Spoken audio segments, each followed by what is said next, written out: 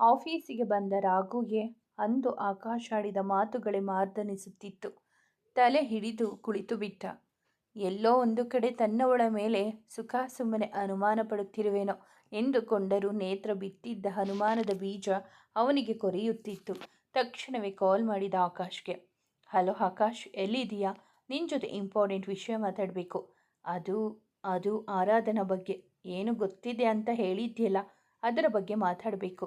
ಅವತ್ತು ನನಗೆ ಬೈದ್ಬಿಟ್ಟೆ ಹಾಗೆ ಹೀಗೆ ಅಂತ. ಇವತ್ತೇನೋ ನೀನೇ ಕಾಲ್ ಮಾಡಿದ್ಯಾ? ನೋಡು ಮಗ, ಅದೆಲ್ಲ ಮಾತಾಡೋಕ್ಕೆ ಟೈಮ್ ಇಲ್ಲ. ಇವಾಗ ಸಿಗೋಕೆ ಆಗುತ್ತೋ ಇಲ್ವೋ ಅಷ್ಟೇಳು ಸಾಕು. ನಾನೀಗ ಚಿಕ್ಕಮಗಳೂರಿನಲ್ಲಿ ಇದ್ದೀನಿ. ಏನು, ಚಿಕ್ಕಮಗಳೂರಾ?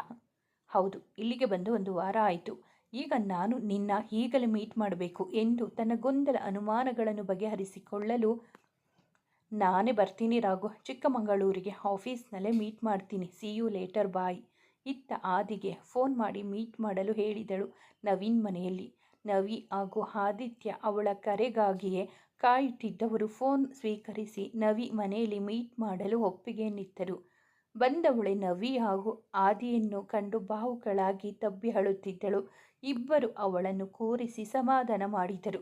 ಲೇ ಬಜಾರಿ, ನೀನ ಇದು ಈ ಥರ ಅಳ್ತಾ ಇರೋದು? ನಮ್ಮ ಹಾರು ಎಷ್ಟು ಸ್ಟ್ರಾಂಗ್ ಗರ್ಲ್. ನೀ ಹೇಗೆ ಅಳ್ತಿದ್ರೆ ಹೇಗೆ? ಹೋಗಲಿ, ಯಾಕೆ ಅಳ್ತಿದ್ಯಾ ಅಂತನಾದರೂ ಹೇಳಿ ಅಳು. ನಿನ್ನ ಜೊತೆ ನಾವು ಕಂಪನಿ ಕೊಡ್ತೀವಿ ಅಂದ ಅವಳನ್ನು ಸಹಜ ಸ್ಥಿತಿಗೆ ತರಲು. ಲೋ ಬೇಡ ನೋಡು ಗೂಬೆ, ಸುಮ್ಮನೆ ನನ್ನ ಕೆಣಕ್ಬೇಡ. ಸಾಕು, ನಿಲ್ಲಿಸ್ತೀರಾ ನೀವಿಬ್ರು? ಯಾವಾಗಲೂ ನಿಮ್ಮದು ಇದೇ ಆಯಿತು.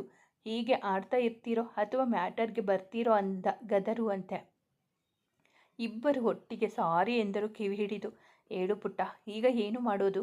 ನೋಡು, ಹೀಗೆ ಸುಮ್ಮನೆ ಸೈಲೆಂಟಾಗಿ ಇರಬೇಡ ಎಂದವನ ಕೈಗೆ ನವೀನ್ ಫೈಲ್ ಕೊಟ್ಟನು. ನೋಡಿದವ ಆರು ಕೈಗಿಟ್ಟ. ತಗೋ ಪುಟ್ಟ, ಆ ಭೂಪತಿ ಬಗ್ಗೆ ಎಲ್ಲ ಇನ್ಫಾರ್ಮೇಷನ್ ಇಲ್ಲಿದೆ. ಹೇಳು ಪುಟ್ಟ, ಯಾವಾಗ ಅವನನ್ನು ಅರೆಸ್ಟ್ ಮಾಡ್ತೀಯಾ? ಅರೆಸ್ಟ್ ಮಾಡುವುದಾ? ಅರೆಸ್ಟ್ ಮಾಡಲ್ಲ, ಡೈರೆಕ್ಟಾಗಿ ಅವನಿಗೆ ಟಿಕೆಟ್ ಕೊಡ್ತೀನಿ. ಎನ್ಕೌಂಟರ್ ಮಾಡಿ ಬಿಸಾಕೋದೆ ಅಂತ ಹುಳು ಇದ್ದರೆ ಇನ್ನಷ್ಟು ಜನರ ರಕ್ತ ಹೀರಿಬಿಡುತ್ತೆ. ಅಷ್ಟೇ ಯಾಕೆ, ಆ ವಿರಾಟ್ ಮತ್ತು ಭೂಪತಿಗೂ ಯಾವುದೇ ಕನೆಕ್ಷನ್ ಇರಲಿಲ್ಲ. ಆದರೆ ಪ್ರಾಣ ಯಾವಾಗ ಹೊಸ ಬಿಸ್ನೆಸ್ಗೆ ಕೈ ಹಾಕಬೇಕು ಅಂತಿದ್ನೋ ಆಗ ಅವನ ಕಣ್ಣಿಗೆ ಬಿದ್ದಿದ್ದೆ ಆ ಭೂಪತಿ. ಅವನು ರಾಘು ಜೊತೆ ಟೈಅಪ್ ಮಾಡ್ಕೊಂಡಿರೋದ್ರ ಬಗ್ಗೆ ಯಾವಾಗ ಪ್ರಾಣ ಹತ್ರ ಹೇಳಿದ್ನೋ ಆಗಲೇ ಇಬ್ಬರು ಕೈ ಜೋಡಿಸಿ ರಾಘುನ ಸೋಲಿಸಬೇಕು ಅಂತ ಬಂದಿದ್ದು. ಆ ಭೂಪತಿ ಇಲ್ಲಿ ಬರುವವರೆಗೂ ಅವನಿಗೆ ನಾವು ಎಲ್ಲಿದ್ದೀವಿ ಅಂತ ಗೊತ್ತಿರಲಿಲ್ಲ. ಈಗ ಬರೀ ರಾಘುನ ಸೋಲಿಸುವುದಿರಲ್ಲ, ನಮ್ಮನ್ನು ಕೂಡ ಸೋಲಿಸಬೇಕು ಅಂತ ಇದ್ದಾನೆ. ಅಂತ ದ್ರೋಹಿನ ಖಂಡಿತ ಬಿಡಲ್ಲ. ಈಗ ನೇತ್ರ ಬಗ್ಗೆ ನೋಡಬೇಕು. ನಾನು ರಾಘು ಇಲ್ಲಿಗೆ ಬಂದಿದ್ದೀವಿ ಅಂದರೆ ಅವಳು ಸುಮ್ಮನೆ ಇರುವುದಿಲ್ಲ, ಏನಾದರೂ ಪ್ಲ್ಯಾನ್ ಮಾಡ್ತಿರ್ತಾಳೆ. ಆದಷ್ಟು ಬೇಗ ಇದಕ್ಕೆ ಮುಕ್ತಿ ಹಾಡ್ತೀನಿ ಅಂದಳು ಮನಸ್ಸಲ್ಲಿ. ಇವತ್ತು ರಾಘು ಜೊತೆ ಮಾತಾಡಿ ಎಲ್ಲ ಸರಿ ಮಾಡ್ಕೊಬೇಕು, ನೇತ್ರ ಬಗ್ಗೆ ಗೊತ್ತಾಗೋ ಹಾಗೆ ಮಾಡಬೇಕು ಎಂದುಕೊಂಡಳು. ಮನೆಗೆ ಬರುವಷ್ಟರಲ್ಲಿ ಅದಾಗಲೇ ಕತ್ತಲಾಗಿತ್ತು. ಬಂದವಳ ಎದುರು ಸೋಫಾದಲ್ಲಿ ಕುಳಿತು ಅವಳ ಬರುವಿಕೆಗಾಗಿ ಕಾಯುತ್ತಿದ್ದವ ಅವಳನ್ನೇ ಕೆಕ್ಕರಿಸಿಕೊಂಡು ನೋಡುತ್ತಿದ್ದನು. ಎದುರು ಬಂದವಳೆ ಅವನ ಕೋಪವನ್ನು ಗ್ರಹಿಸಿ ಉಗುಳು ನುಂಗಿದ್ದಳು. ಎಲ್ಲಿಗೆ ಹೋಗಿದ್ರಿ ಮೇಡಮ್ ಎಂದ. ಅದು ಹೊರಗಡೆ ಹೋಗಿದ್ದೆ ರಾಘು ಎಂದಳು. ಹಲೋ ಮೇಡಮ್, ನಿಮಗೆ ಕನ್ನಡ ಅರ್ಥ ಆಗುತ್ತೆ ಅಲ್ವಾ? ನಾನು ಕೇಳಿದ್ದು ಎಲ್ಲಿಗೆ ಹೋಗಿದ್ದೆ ಅಂತ. ಅದು ರಾಘು, ಸ್ವಲ್ಪ ಕೆಲಸ ಇತ್ತು, ಹೊರಗಡೆ ಹೋಗಿದ್ದೆ ಎಂದಳು ತಲೆ ತಗ್ಗಿಸಿ. ಯಾರನ್ನ ಮೀಟ್ ಮಾಡೋಕ್ಕೆ ಹೋಗಿದ್ದೆ ಎಂದ ಅವನ ತೀಕ್ಷ್ಣವಾದ ಕಣ್ಣಿನ ನೋಟಕ್ಕೆ ಬೆದರಿದಳು. ರಾಘು, ನಾನು ನಿಮ್ಮ ಹತ್ರ ಒಂದು ವಿಷಯ ಹೇಳಬೇಕಿತ್ತು. ನಾನು ಕೇಳಿದ್ದಕ್ಕೆ ಆನ್ಸರ್ ಮಾಡು ಮೊದಲು. ಎಲ್ಲಿಗೆ ಹೋಗಿದ್ದೆ? ಯಾರನ್ನ ಮೀಟ್ ಮಾಡೋಕ್ಕೆ ಹೋಗಿದ್ದೆ? ಮನೇಲಿ ಒಬ್ಬಳೇ ಇದು ಬೇಜಾರಾಗ್ತಿತ್ತು ರಾಘು, ಅದಕ್ಕೆ ಸುಮ್ಮನೆ ಹೊರಗಡೆ ಹೋಗಿದ್ದೆ. ಈ ಮನೇಲಿ ಒಬ್ಬಳೇ ಇರೋಕ್ಕೆ ಭಯ ಆಗುತ್ತೆ ಎಂದಳು ತಲೆ ಬಗ್ಗಿಸಿ ಭಯದ ಮುಖ ಹೊತ್ತು. ನೋಡು, ನೀನು ಈ ಡ್ರಾಮಾ ಎಲ್ಲ ನನ್ನ ಹತ್ರ ಇಟ್ಕೊಳ್ಬೇಡ. ಇನ್ನೊಂದು ಸಲ ಹೇಳ್ದೆ ಕೇಳದೆ ಮನೆ ಬಿಟ್ಟು ಹೋದಿಯೋ ಈಗ ಮನಸ್ಸಿನಿಂದ ಹೊರಗಡೆ ಹಾಕಿದ್ದೀನಿ. ಆಮೇಲೆ ಪರ್ಮನೆಂಟಾಗಿ ಮನೆಯಿಂದ ನನ್ನ ಜೀವನದಿಂದಾನೇ ಹೊರಗೆ ಹಾಕ್ತೀನಿ, ಹುಷಾರು ಎಂದವ ಮಂಜಮ್ಮ ಕಡೆ ತಿರುಗಿ. ನೋಡು, ಇವಳನ್ನು ಜೋಪಾನ ಮಾಡುವುದು ನಿಮ್ಮ ಕೆಲಸ, ಅವಳನ್ನು ಕಣ್ಣಲ್ಲಿ ಕಣ್ಣಿಟ್ಟು ಜೋಪಾನ ಮಾಡೋದು ನಿಮ್ಮ ಕೆಲಸ. ಹೇಳಿದ್ದು ಅರ್ಥ ಆಯ್ತಲ್ಲ ಎಂದವ ಅವಳ ಕಡೆ ತೀಕ್ಷ್ಣ ನೋಟ ಹರಿಸಿ ಸರಸರನೆ ಮೆಟ್ಟಿಲು ಹತ್ತಿ ಹೋದನು. ರಾಘು ಆರಾಧನಾನ ದೂಷಿಸುತ್ತಿದ್ದರು. ಮನದಲ್ಲಿ ಆರಾಧನ ಕಡೆ ಪ್ರೀತಿ ಇಂದು ಇದ್ದೇ ಇತ್ತು. ಅವನೇನೋ ಮನಸ್ಸಿಗೆ ತೋಚಿದ್ದನ್ನು ಹೇಳಿ ಹೋಗಿಬಿಟ್ಟ. ಆದರೆ ನೋವಾಗಿದ್ದು ಮಾತ್ರ ಆರಾಧನಾಗೆ. ಅದಾದ ಕಟುವಾದ ಮಾತುಗಳಿಗೆ ಅವಳ ಪುಟ್ಟ ಹೃದಯ ನೊಂದುಕೊಂಡಿತು. ಅವನಿಗೂ ಅವಳ ಮಾತನ್ನು ಕೇಳುವ ತಾಳ್ಮೆಯೇ ಇಲ್ಲ. ದುಡುಕಿನ ಸ್ವಭಾವ ಅವನದು.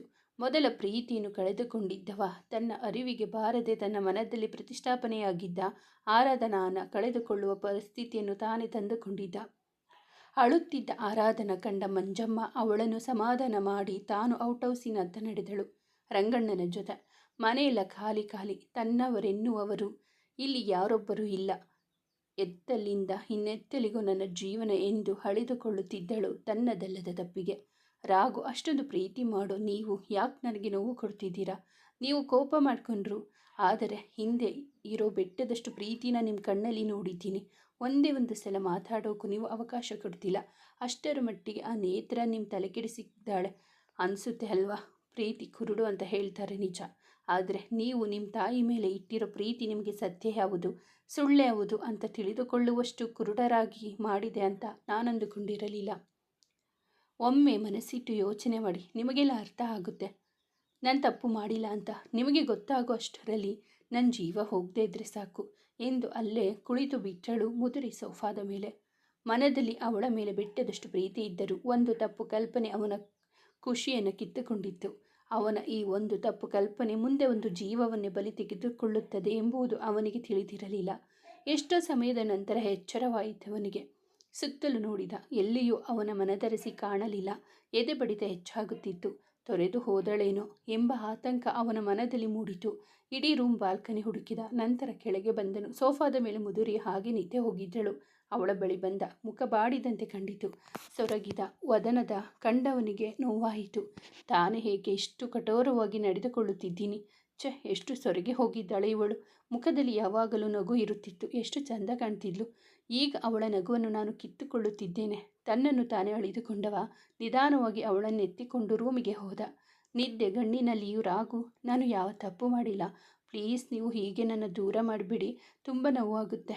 ಯಾಕೋ ಗೊತ್ತಿಲ್ಲ, ನಿಮ್ಮ ತಿರಸ್ಕಾರ ನನಗೆ ತುಂಬ ನೋವು ಕೊಡುತ್ತಿದೆ. ನೀವು ನನ್ನ ದೂರ ಮಾಡಿಬಿಟ್ರೆ ನಾನು ಸತ್ತೋಗ್ತೀನಿ ಎಂದು ಬಿಕ್ಕಳಿಸುತ್ತಾ ಗುನುಗುತ್ತಿದ್ದಳು.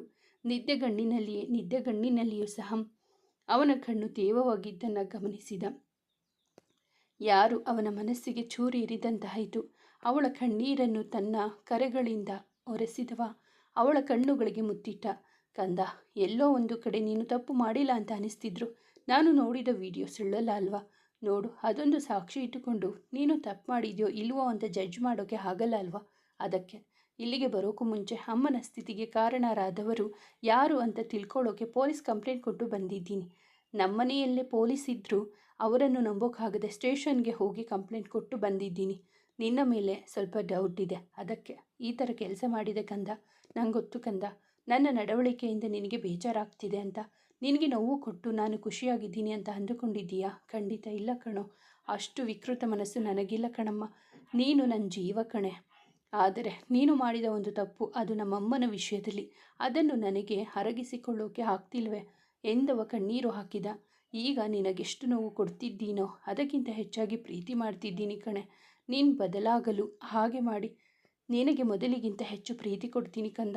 ನಿನ್ನ ಜೋಪಾನ ಮಾಡ್ತೀನಿ ಕಣೆ ಎಂದವ ಅವಳನ್ನು ಅಪ್ಪಿ ಅವಳ ಮುಖವನ್ನು ಮುದ್ದಿಸಿ ಅವಳಿಗೆ ಎಚ್ಚರವಾಗದಂತೆ ಅವಳ ತುಟಿಗೆ ಪುಟ್ಟ ಮುತ್ತಿಟ್ಟ. ಹಣೆಗೆ ಚುಂಬಿಸಿ ಅವಳನ್ನು ಆಲಂಗಿಸಿಕೊಂಡು ಮಲಗಿದನು. ಹೆಚ್ಚಾಗಿ ಪ್ರೀತಿ ಮಾಡ್ತೀನಿ ಎನ್ನುತ್ತಲೇ ನೋವು ಕೊಡುತ್ತಿದ್ದವನಿಗೆ ತಿಳಿದಿರಲಿಲ್ಲ ತಾನೇ ಅವಳನ್ನು ಕಳೆದುಕೊಳ್ಳುವ ಸ್ಥಿತಿಗೆ ತಲುಪುವನೆಂದು. ಹಗಲಲ್ಲಿ ಅವಳಿಗೆ ನೋವು ಕೊಟ್ಟು ಅವಳ ಮಾತನ್ನು ಕೇಳದವ ರಾತ್ರಿಯಾಗುತ್ತಲೇ ತಾನು ಅವಳ ಜೊತೆ ನಡೆದುಕೊಂಡ ರೀತಿಯನ್ನು ನೆನಪಿಸಿಕೊಂಡು ಮೌನವಾಗಿ ರೋಧಿಸುತ್ತಾ ಅಳುತ್ತಿದ್ದ.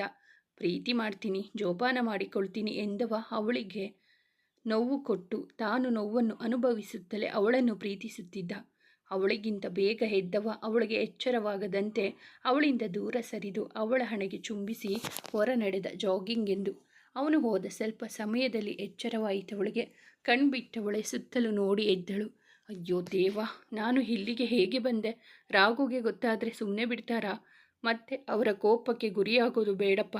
ಅವರಿಗೆ ಸತ್ಯ ಹೇಳಿ ಅವರನ್ನು ಪ್ರೀತಿಯಿಂದಾನೇ ಪಡ್ಕೊಬೇಕು. ಅವರು ಬರೋಕೆ ಮುಂಚೆ ಇಲ್ಲಿಂದ ಜಾಗ ಖಾಲಿ ಮಾಡಬೇಕು ಎಂದವಳು ಬಾತ್ರೂಮ್ ಹೊಕ್ಕಳು. ಅವನ ತಿರಸ್ಕಾರದಿಂದ ಊಟ ತಿನ್ನದೆ ಸುಸ್ತಾಗಿದ್ದಳವಳು.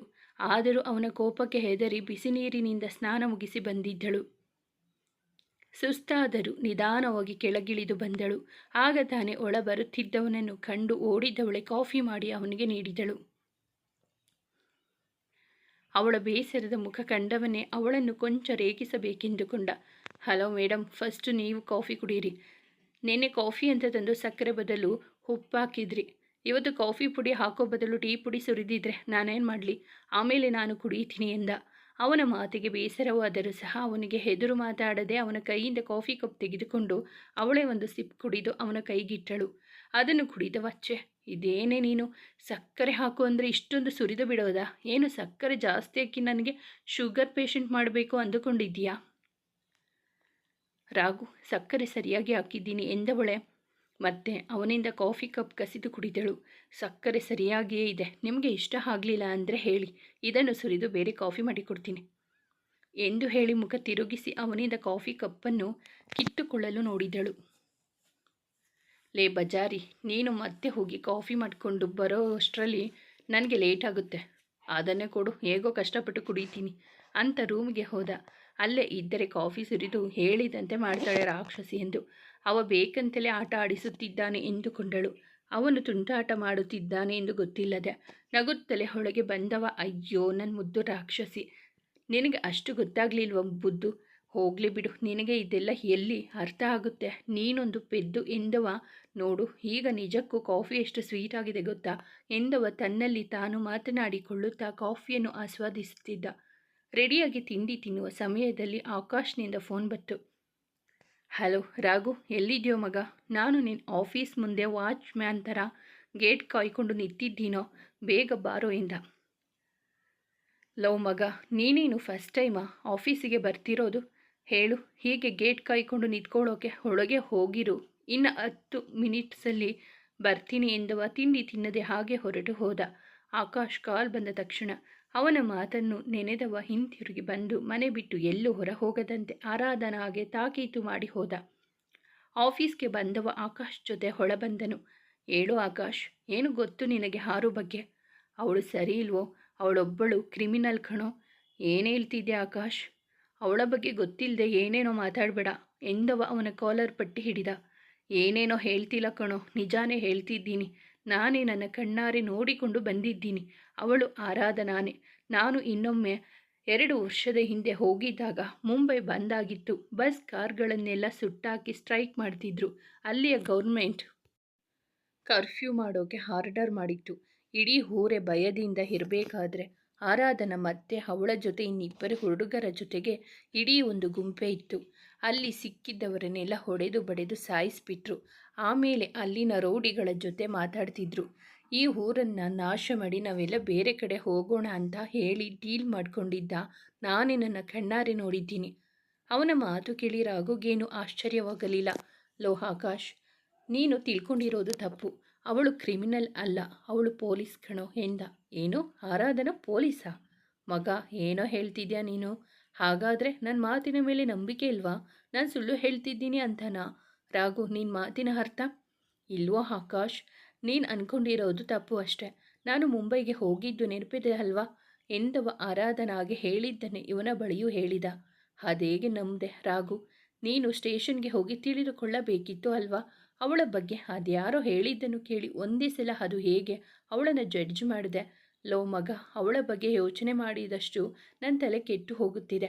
ಅವತ್ತು ಅವಳು ಪೊಲೀಸ್ ಅನ್ನೋದು ಡೌಟ್ ಬಂದ ಮೇಲೆ ನಾನು ಅಷ್ಟಾಗಿ ಅದರ ಬಗ್ಗೆ ಗಮನ ಹರಿಸಲಿಲ್ಲ. ಆದರೆ ಯಾವಾಗ ಅಂಜು ಮತ್ತು ಅಮ್ಮನ ವಿಷಯದಲ್ಲಿ ಮನೆಯಲ್ಲಿ ಏನೇನೋ ತೊಂದರೆ ಆಯಿತೋ ಆಗ ಡಿಟೆಕ್ಟಿವ್ನ ಅವಳಿಂದ ಬಿಟ್ಟಿದ್ದೆ ಮಗ. ಅವಳು ಕೆಲವೊಮ್ಮೆ ಹೊರಗಡೆ ಹೋಗಿ ಬರ್ತಿದ್ಲು, ಆಫೀಸ್ಗೆ ಬರದೆ. ಆಗ ಗೊತ್ತಾಗಿದ್ದು ಅವಳು ಒಳ್ಳೆ ಹುಡುಗಿ ಅಂತ. ಆದರೆ ಈಗ ನನಗೆ ಮತ್ತೆ ಅವಳ ಬಗ್ಗೆ ಡೌಟ್ ಬರ್ತಿದೆ. ಅವಳೇನು ಅಂತಾನೆ ಅರ್ಥ ಆಗ್ತಿಲ್ಲ ಮಗ. ಈಗ ಅಮ್ಮನ ಮೇಲೆ ಅಟ್ಯಾಕ್ ಮಾಡಿಸಿದ್ದಾಳೆ. ಯಾಕೆ ಏನು ಅಂತ ಒಂದು ಅರ್ಥ ಆಗ್ತಿಲ್ಲ ಆಕಾಶ್ ಎಂದ ತಲೆ ಹಿಡಿದು ಕೂತ. ರಾಘು, ಏನಂದೆ ನೀನು? ಅವಳಿಂದ ಡಿಟೆಕ್ಟಿವ್ನ ಬಿಟ್ಟಿದ್ದೆ ಅಂತ ಅಲ್ವಾ? ಹೌದು ಮಗ, ಅವರು ಸುಳ್ಳು ಹೇಳ್ತಾರೇನೋ ಮಗ. ನಿಮ್ಮನೇಲೆ ಇದ್ಕೊಂಡು ಇಷ್ಟೆಲ್ಲ ಮಾಡಿದ್ದಾಳೆ ಅಂತ ಅಂದಮೇಲೆ ನೀನು ಅಬ್ಸರ್ವ್ ಮಾಡಿರೋದಿಲ್ವಾ? ಎಲ್ಲೋ ಒಂದು ಕಡೆ ನಿಮ್ಮ ಮಧ್ಯೆ ಜಗಳ ಆದಾಗ ಅವಳು ನಿನ್ನ ಬಗ್ಗೆ ಯೋಚನೆ ಮಾಡೋ ಇರೋದಿಲ್ವಾ? ಅವರ ಕಡೆಯವರು ಯಾರನ್ನು ಡಿಟೆಕ್ಟಿವ್ ಆಫೀಸರ್ ಅಂತ ಮಾಡಿದರೆ ನಿನಗೆ ಹೇಗೆ ಗೊತ್ತಾಗುತ್ತೆ ರಾಘು? ಯೋಚನೆ ಮಾಡು ಚೆನ್ನಾಗಿ, ಇಲ್ಲ ಅಂದರೆ ಹಾಳಾಗೋದು ನಿನ್ನ ಜೀವನ. ಜೊತೆಗೆ ಅವಳ ಜೊತೆ ಇನ್ನಿಬ್ಬರು ಇದ್ದಾರೆ ಅಂತ ಹೇಳಿದ್ನಲ್ಲ, ಅವರು ಯಾರು ಅಂತ ಗೊತ್ತಾ? ಗೊತ್ತು ಆಕಾಶ್. ಅದು ಅವಳ ಫ್ರೆಂಡ್ ಆದಿತ್ಯ ಮತ್ತು ನವೀನ್ ಅಂತ. ಆದಿತ್ಯ 6 ಜೊತೆ ಇಲ್ಲೇ ಕೆಲಸ ಮಾಡ್ತಿದ್ದ. ಆದರೆ ಸ್ವಲ್ಪ ತಿಂಗಳ ಹಿಂದೆ, ಅಂದರೆ ನಾನು ಮುಂಬೈಗೆ ಹೋಗಿ ಬಂದಾದ ಮೇಲೆ 6 ಅಭಿ ಪರ್ಮಿಷನ್ ತಗೊಂಡು ಲೀವ್ ಹಾಕಿದ್ನಂತೆ. ಆಮೇಲಿಂದ ಲಾಕ್ಡೌನ್ ಆಗಿ ವರ್ಕ್ ಫ್ರಮ್ ಹೋಮ್ ಮಾಡುತ್ತಿದ್ದ. ನಿನಗೆ ಗೊತ್ತಲ್ವಾ, ವರ್ಕರ್ಸ್ಗೆ ಏನಾದರೂ ಪ್ರಾಬ್ಲಮ್ ಆದರೆ ಪರ್ಮಿಷನ್ ಕೊಡ್ತೀವಿ ಅಂತ. ಸೊ ಅದಕ್ಕೆ ಸುಮ್ಮನೆ ಆಗಿಬಿಟ್ಟೆ. ಅವನ ಬಗ್ಗೆ ನಾನು ಯೋಚನೆ ಮಾಡದೆ ತಪ್ಪು ಮಾಡಿಬಿಟ್ಟೆ ಅನ್ನಿಸ್ತಿದೆ ಎಂದ.